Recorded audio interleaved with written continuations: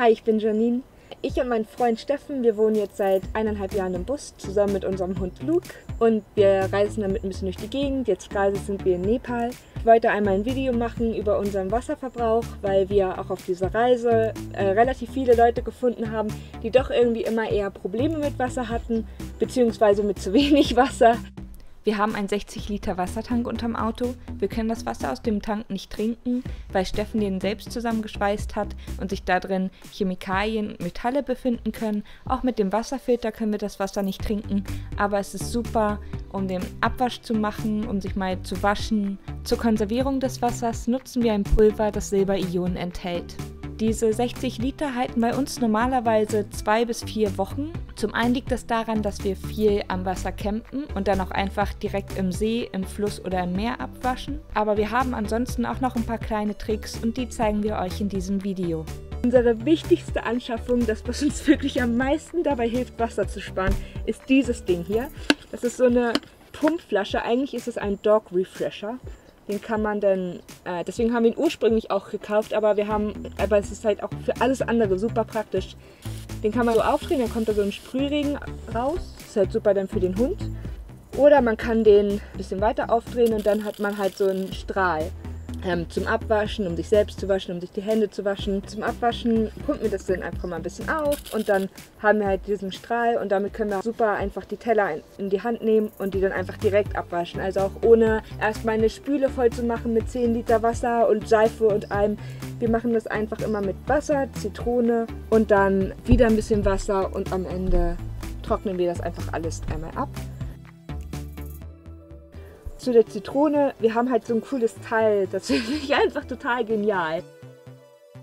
Man kann doch einfach so in die Zitrone reinbohren und dann drückt man da einfach einmal so ein bisschen rauf. Wir haben zuerst immer so eine Ökoseife benutzt, dann waren wir aber in Indien und dann waren wir essen und dann haben wir danach so eine Schale bekommen mit Wasser und einer Zitrone drin, einfach so mit so einer Zitronenscheibe.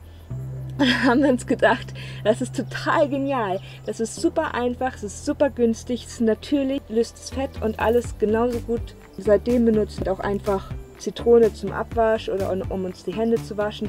Und wenn wir keine Zitrone haben, dann haben wir auch einfach schon mal Sand genommen und haben den in den Topf reingerieben und das zerkratzt den Topf und das Plastik und so immer ein bisschen. Aber es sind auch alles Gebrauchsgegenstände, deswegen ist das auch nicht so schlimm. Das gehört halt einfach dazu. Und damit kriegt man das auch super sauber. Also selbst mit Schlamm und so weiter kann man super gut abwaschen. Oder mit Gras oder mit Blättern oder irgendwas. Mit Tannennadeln geht auch super gut. Es hat einfach eigentlich alles. Es gibt viele Alternativen zur Seife. Was aber, glaube ich, auch noch ziemlich viel Wasser verbraucht, ist Duschen. Und Duschen ist halt eigentlich total unpraktisch. Gerade wenn man im Auto wohnt und wenn man nicht so viel Platz hat wie wir hier. Wir haben keine Dusche installiert. Also wir haben halt nur so eine Außendusche. Das ist mittlerweile auch nur noch so ein Schlauch. Also wir hatten eine Zeit lang so einen richtigen Duschkopf hier dran. Und jetzt haben wir das aber immer simpler einfach gemacht, weil wir einfach diesen Duschkopf nie wirklich gebraucht haben. Und zwar, was wir jetzt viel besser finden, wenn man sich mal waschen will, ist, sich irgendwie einen Bucket Shower macht, also hier einfach Wasser rein.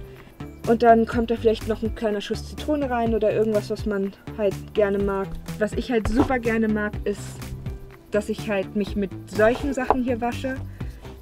Das ist halt so ein Hammam-Schwamm, heißt das, glaube ich. Den habe ich noch in Deutschland gekauft. Also der ist irgendwie jetzt schon fast 2 Jahre alt. Aber der funktioniert immer noch total gut.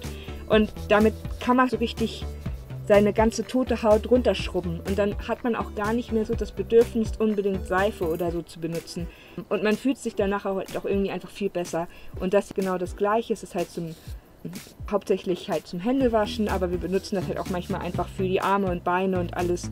Es geht hauptsächlich darum, dass man sich einmal frisch fühlt und die ganze tote Haut irgendwie runterkriegt und das klappt halt mit dem Zeug super, also auch fürs Gesicht und so. Es ist noch so einen normalen Waschlappen dafür, damit man sich am Ende vielleicht nochmal mit klarem Wasser irgendwie einmal ein bisschen gut abwaschen kann. Was auch super viel bringt, um Wasser zu sparen, ist leider kalt duschen oder sich so einen kalten Bucket Shower machen.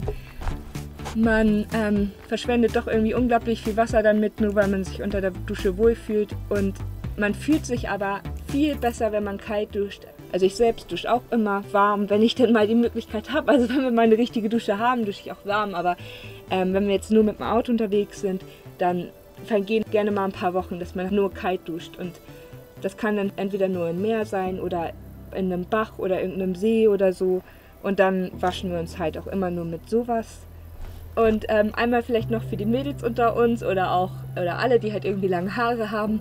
Es verbraucht auch mega viel Wasser, seine Haare richtig zu waschen. Was ich 1,5 Jahre oder fast 1,5 Jahre konstant durchgezogen habe, ist, dass ich meine Haare nicht gewaschen habe, sondern immer nur mit Wasser ausgespült habe. Aber bei mir hat sich dann immer so ein Sulz an der Kopfhaut gebildet und das war halt auch irgendwie einfach eklig. Also es hat halt...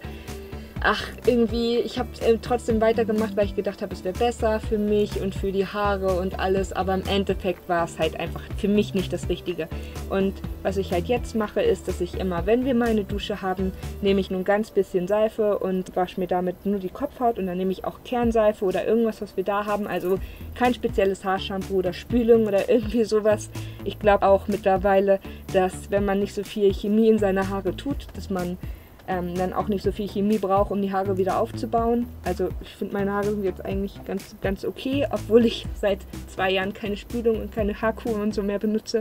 Das Gute ist halt auch, wenn man seine Haare nicht so oft und nicht mit so viel Seife wäscht, dann bleiben sie auch wesentlich länger frisch. Und jetzt rede ich gerade viel zu viel über Mädchenzeug, aber ich wollte nur sagen, genau, dass das halt auch alles ohne diesen ganzen Haarkur, Shampoo und so weiter Quatsch geht. Also man braucht das alles nicht.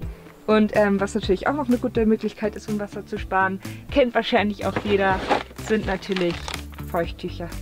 Man muss nicht immer mit heißem Wasser abwaschen. Wir waschen seit 2 Jahren oder seit 1,5 Jahren, also lange wie wir schon in diesem Auto wohnen, nur mit kaltem Wasser ab und wir sind noch nicht krank geworden und nichts. Und wir haben auch manchmal den Abwasch stehen lassen für einen Tag oder so und trotzdem ist dann immer alles in Ordnung. Also man kennt das halt alles immer von zu Hause, dass der Geschirrspüler auf 90 Grad laufen muss und so und das ist halt nicht immer unbedingt notwendig. Also es geht halt auch so. Wie wird das mit diesen Haaren?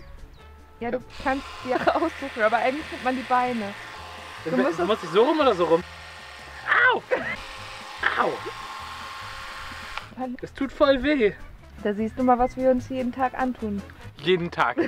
Du hast ja mindestens seit 2 Monaten nicht die Beine epiliert.